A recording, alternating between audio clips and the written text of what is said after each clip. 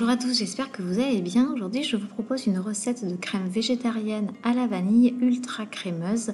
C'est une recette qui m'a été demandée en commentaire, donc j'en profite pour vous inviter à me laisser vos petites demandes de recettes. Ça me donne des idées et si je peux les tester pour vous, c'est avec plaisir. Alors, pour cette recette, il vous faudra comme ustensile le batteur. Vous allez donc l'insérer dans la cuve du robot et ajouter 1 litre de lait de soja aromatisé à la vanille. Alors moi j'ai pris le lait de soja de chez Intermarché. Vous allez ensuite ajouter 4 jaunes d'œufs. Donc surtout ne jetez pas les blancs d'œufs, vous pouvez les congeler. Moi c'est ce que je fais et quand j'en ai suffisamment, je fais des meringues. Vous ajoutez par la suite 90 g de sucre et 40 g de fécule de maïs, en d'autres termes de la maïzena pour ne pas citer de marque. Voilà, donc ça permet d'épaissir, de donner un petit peu de consistance à vos crèmes. Vous allez ensuite aromatiser davantage avec un peu de vanille liquide.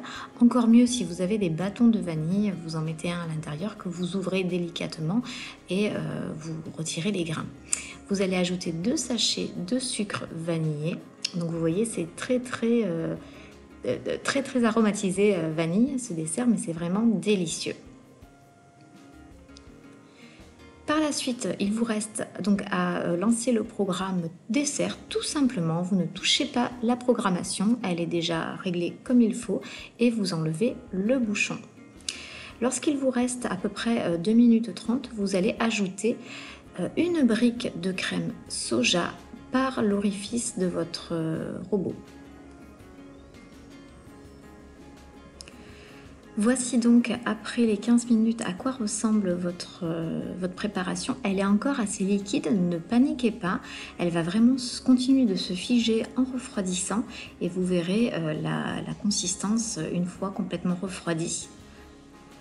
Il ne vous reste plus qu'à verser votre préparation dans des petits pots à yaourt.